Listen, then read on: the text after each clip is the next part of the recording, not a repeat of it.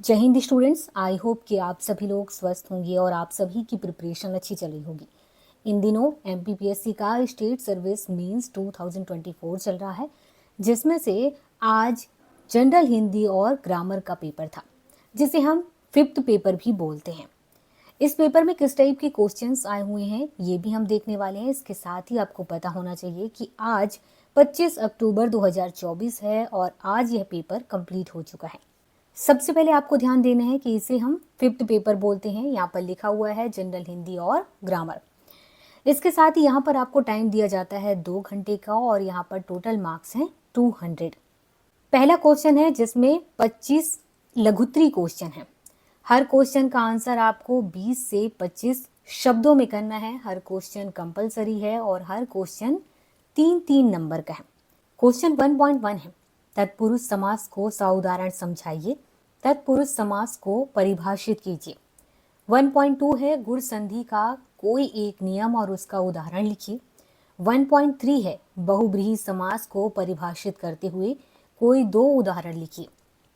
1.4 है, अयादि संधि को परिभाषित करते हुए उसके कोई 2 उदाहरण लिखिए। 1.5 है, अनुग्रहित, अध्यवसाय तथा अनाधिकार इन 3 शब्दों की सही वर्तनी लिखिए। 1.6 है, पल्लयन करते समय किन बातों का ध्यान रखना चाहिए। 1.7 है, सोठा छंद को परिभाषित कीजिए। 1.8 है, स्थायी भाव किसे कहते हैं, उदाहरण सहित लिखिए। क्वेश्चन 1.9 है, छंद में यति और गति से क्या अभिप्राय है। 1.10 है, अखिल भुवन चर अचर जग हरिमुख में लखी मातु, चकित भयो गदगद वचन विकसित दृग पुलकातु। इन पंक्तियों में कौन सा रस है और उसका स्थायी भाव क्या है। 1 है, विभाव से क्या आशय है, इसके भेदों के नाम लिखिए। 1.12 है, अनुवाद की कोई 3 विशेषताएं लिखिए। 1.13 है, शब्द युग्म किसे कहते हैं, अनल, अनिल तथा कृपण, कृपाण शब्द युग्मों के अर्थ लिखिए। 1.14 है, तात बजी और राग बुझा, इस कहावत का अर्थ लिखिए और वाक्य में प्रयोग कीजिए। 1.15 है, अल्प विराम और अर्ध विराम को उदाहरण देकर समझाइए। 1.16 है, लक्षणा शब्द शक्ति को स्पष्ट करते हुए उसके प्रकार लिखिए।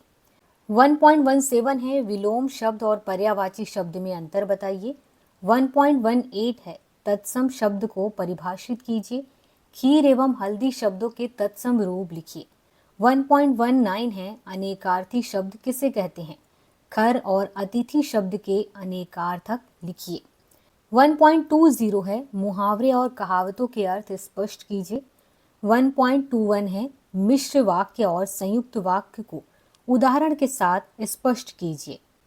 1.22 है, छिपे हुए अर्थ का बोध कराने वाली शब्द शक्ति का नाम लिखिए एवं उसे परिभाषित कीजिए। 1.23 है, करण और उपादान कारक के चिन्ह से का प्रयोग करके 2 वाक्यों की रचना कीजिए। 1.24 है, निम्नलिखित शब्दों के अर्थ लिखकर वाक्य बनाइए। अज्ञ, अनभिज्ञ। 1.25 है, निम्नलिखित वाक्यों के लिए एक एक उपयुक्त शब्द लिखिए जिसका अनुभव इंद्रियों द्वारा ना हो सकता हो, जिसको रोकना या निवारण करना कठिन हो। इसके बाद सेकेंड टाइप का क्वेश्चन है जिसमें प्रश्न रस एवं छंद से संबंधित है। प्रत्येक प्रश्न 1 नंबर का है, मतलब कि 1-1 नंबर का है। क्वेश्चन 2.1 में 1 है, विभवानुभाव व्याभिचारी संयोगा दृस निष्पत्ति रस की यह परिभाषा किसने दी है। 2 है, मानव समाज में अरुण पड़ा, जल जंतु बीच हो वरुण पड़ा, इस तरह भभकता राणा था, मानो सर्पों में गरुड़ पड़ा। इन पंक्तियों में कौन सा रस है, उसके स्थायी भाव सहित लिखिए। 3 है, हे सारथे, हे द्रोण क्या, आवे स्वयं देवेंद्र भी, वे भी न जीतेंगे समर में, आज क्या मुझसे कभी। इन पंक्तियों में कौन सा संचारी भाव है। 4 है, श्रृंगार रस को परिभाषित करते हुए इसके भेदों के नाम लिखिए। 5 है, कृष्ण के सुन वचन अर्जुन क्रोध से जलने लगे, सब शोक अपना भूल कर करतल युगल मलने लगे। संसार देखे अब हमारे शत्रु रण में मृत पड़े, करते हुए यह घोषणा वे हो गए उठ खड़ी। इन पंक्तियों में निहित रस और उसका स्थायी भाव लिखिए। प्रश्न रस एवं छंद से संबंधित है, जिसमें हर क्वेश्चन एक एक नंबर का है। 2.2 है दोहा, सोठा और चौपाई से रिलेटेड, जिसमें फर्स्ट है चौपाई छंद की दो विशेषताएं लिखिए। सेकंड है दोहा छंद के लक्षण लिखिए। थर्ड है सुनी केवट के बैन प्रेम लपेटे अटपटे, बेसे करुणेन चितई जानकी लखन तन। इन पंक्तियों में कौन सा छंद है? 4 है मात्रिक और वर्णिक छंद में क्या अंतर है। 5 है छंद की परिभाषा लिखिए। इसके बाद थर्ड क्वेश्चन है वाक्यों का हिंदी से अंग्रेजी एवं अंग्रेजी से हिंदी में अनुवाद कीजिए। 3.1 है निम्नलिखित वाक्यों का हिंदी से अंग्रेजी में अनुवाद कीजिए। हर क्वेश्चन 3-3 नंबर के हैं। 3.1 में 1 है कार्यालय को इस पर कोई टिप्पणी नहीं करनी है। सेकंड है मामला अब भी विचाराधीन है। थर्ड है अनुमति देने का लिए हम सक्षम हैं। 4 है प्रारूप अनुमोदन के लिए प्रस्तुत है। 5 है स्पष्टीकरण मांगा जाए। इसके बाद 3.2 में कहा गया हिंदी से अंग्रेजी एवं अंग्रेजी से हिंदी में अनुवाद कीजिए। 3.2 में 1 है लीव कैन बी सैंक्शनड। 2 है I have gone through the case carefully. Third है इंस्पेक्टेड एंड फाउंड करेक्ट। 4 है dispose of all pending matters. 5th है we may ask the ministry of finance to reconsider. इसके बाद 3.3 है जिसमें हिंदी से अंग्रेजी एवं अंग्रेजी से हिंदी में 5-5 प्रशासनिक मानक शब्दों के अर्थ लिखने हैं और यहाँ पर हर क्वेश्चन एक एक नंबर का है। स्पष्टीकरण, शुद्धि पत्र, अनुकंपा, मानदेय, अधिवास। इसके बाद है cooperative officer, quality control officer, adverse entry, agenda, adjournment, motion. 4.1 है इस प्रश्न में हिंदी व्याकरण से संबंधित संधि एवं समास प्रश्न है। सभी प्रश्न अनिवार्य है और हर प्रश्न 2-2 नंबर के। यहाँ पर 4.1 में 1 है आच्छादन शब्द का संधि विच्छेद कीजिए, संधि का नाम लिखिए। 4.1 में 2 है महोपधि शब्द में स्पष्ट संधि का कौन सा भेद है। 3 है नमस्ते शब्द का संधि विच्छेद कीजिए तथा संधि का नाम लिखिए। 4 है चक्रपाणी शब्द का समास विग्रह कीजिए और उस समास का नाम लिखिए। 5th है जब एक पद विशेषण और दूसरा पद विशेष्य हो तो कौन सा समास होता है। इसके बाद 4.2 में कहा गया है कि हिंदी व्याकरण से संबंधित मुहावरे और कहावतें वाले प्रश्न हैं और हर क्वेश्चन यहाँ पर कंपलसरी है और हर क्वेश्चन 2-2 नंबर के हैं। 4.2 में 1 है उड़ती चिड़िया पहचानना, मुहावरे का अर्थ लिखकर वाक्य बनाइए। इसके बाद 2 है गूलर का फूल होना, मुहावरे का अर्थ लिखकर मुहावरे का वाक्य में प्रयोग कीजिए। 3 है जंगल में मोर नाचा किसने देखा, यह कहावत का अर्थ लिखिए। 4 है खग जाने खग ही की भाषा, इस कहावत का अर्थ लिखिए। 5th है ऊंची दुकान फीका पकवान, कहावत का अर्थ लिखते हुए वाक्य बनाइए। इसके बाद 5th क्वेश्चन है इस प्रश्न में प्रारंभिक व्याकरण एवं शब्दावलियों से संबंधित प्रश्न है। सभी प्रश्न अनिवार्य है और प्रत्येक प्रश्न 2-2 नंबर के हैं। क्वेश्चन है लालिमा शब्द का तद्भव होगा, जो शीघ्र प्रसन्न होने वाला हो क्या कहलाता है। श्रृंगार शब्द की वर्तनी को शुद्ध करके लिखिए। पौरुषेय शब्द का विलोम लिखिए। पृथ्वी से संबंधित या मिट्टी का बना हुआ के लिए एक शब्द लिखिए। प्रज्वलित शब्द की वर्तनी ठीक करके लिखें। सीता कमल मुखी है, इस वाक्य में कौन सी शब्द शक्ति है। उनकी अपनी प्रखर बुद्धि शक्ति उनके हर काम में प्रकट होती है, इस वाक्य को शुद्ध रूप में लिखिए। 9 है क्षति शब्द का अर्थ हानि तो क्षिति शब्द का अर्थ लिखिए। वाह वाह कितना अच्छा गाते हो, इस वाक्य में उचित विराम चिन्हों का प्रयोग कीजिए। क्वेश्चन 6 है रेखांकित अथवा दी गई पंक्तियों का पल्लवन अथवा भाव पल्लवन कीजिए। अभ्यर्थी जिस प्रश्न का उत्तर दे रहे हैं उसका स्पष्ट उल्लेख उत्तर के प्रारंभ में अनिवार्यतः करें।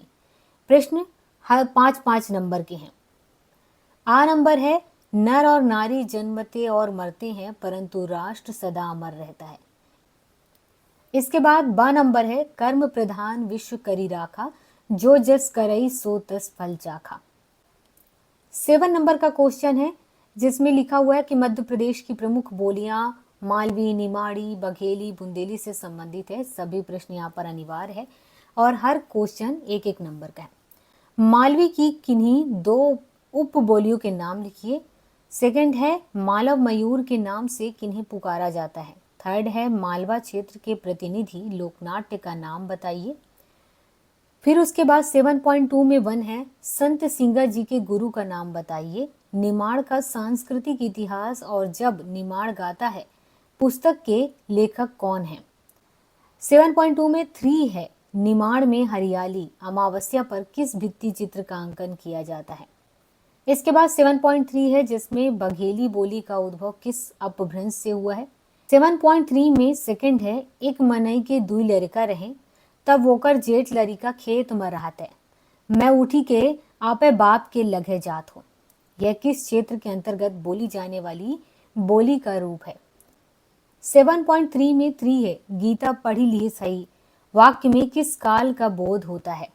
7.4 में 1 है बुंदेली के 2 प्रमुख कवियों के नाम लिखिए। 7.4 में सेकंड है एक जने के 2 मोड़ा हते तब वाक्य बड्डो भैया खेत में हतो। यह किस क्षेत्र के अंतर्गत बोली जाने वाली बोली का रूप है। थर्ड है बुंदेली की प्रसिद्ध लोक गाथा जिसे हिंदी साहित्य में स्थान मिला लिखिए। इसके बाद क्वेश्चन नंबर 8 है निम्नलिखित में से किसी एक गद्यांश के आधार पर नीचे लिखे प्रश्नों का उत्तर दीजिए। अभ्यर्थी जिस गद्यांश का उत्तर लिख रहे हैं उसका स्पष्ट उल्लेख उत्तर के प्रारंभ में करें। प्रत्येक प्रश्न 3-3 अंकों का है। यहाँ पर क्वेश्चन 8 में आ है समालोचक के रूप में महावीर प्रसाद द्विवेदी जी ने किसी नूतन शैली की उद्भावना नहीं की। पूर्व और पश्चिम की आलोचना शास्त्रों से संबंधित कोई आलोचना सिद्धांत नहीं लिखा पर सामयिकी पुस्तकों के भाषा दोषों को उभार उभार कर बतलाने का यह परिणाम हुआ कि हिंदी लेखक परिष्कृत भाषा लिखने की ओर अधिक से अधिक प्रवृत्त हुए। भाषा की स्थिरता पर सजग प्रहरी के समान बराबर दृष्टि जमाए रहते थे। वे कला के लिए सिद्धांत को मानने वालों में नहीं थे। जिन्होंने एक जगह लिखा है मनोरंजन मात्र के लिए प्रस्तुत किए गए साहित्य में भी चरित्र गठन को हानि नहीं पहुंचानी चाहिए। आलस्य, अनुद्योग और विलासिता को उद्बोधित करने वाला साहित्य उन्हें बिल्कुल नहीं रुचता था। इसीलिए हिंदी में थे सात्विक साहित्य आदर्शवाद के प्रतिपादक माने जाते हैं, जिसका पल्लयित रूप प्रेमचंद में बहुत स्पष्टता से दिखाई देता है। आदर्शवाद के आग्रह के कारण उनके युग का साहित्य उपदेशात्मक अधिक हो गया है, जिसकी प्रतिक्रिया छायावाद युग में दिखाई देती है। यहाँ पर क्वेश्चन है महावीर प्रसाद द्विवेदी की आलोचना के किस पक्ष ने हिंदी लेखकों को प्रभावित किया। सेकंड है द्विवेदी जी के विचार में साहित्य का उद्देश्य क्या है।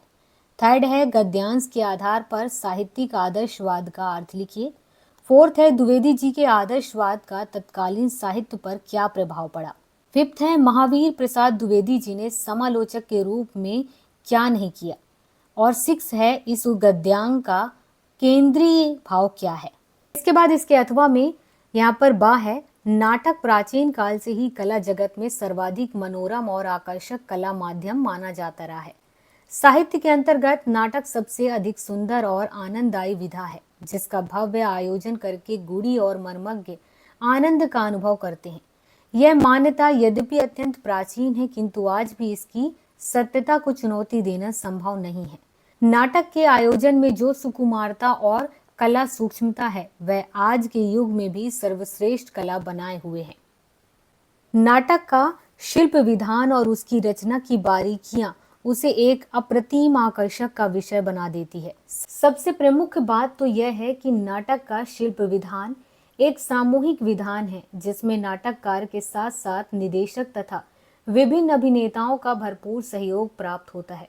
इतना ही नहीं, नाटक के इस भव्य आयोजन में हजार हजार दर्शक समूह भी अपना महत्वपूर्ण सहयोग प्रदान करता है, जिससे नाटक की मंच प्रस्तुति निर्बाध रूप से संपन्न होती है। इन सब के संवेद प्रयास तथा इन सब की संवेद प्रतिभा के योग से ही नाटक की प्रस्तुति संभव होती है। यह सही है कि कला की सबसे जीवंत और सार्थक भूमिका नाटक ही निभाता है, क्योंकि वह व्यापक रूप से जन चेतना का अंग और बहुत हद तक उसका प्रतिरूप है।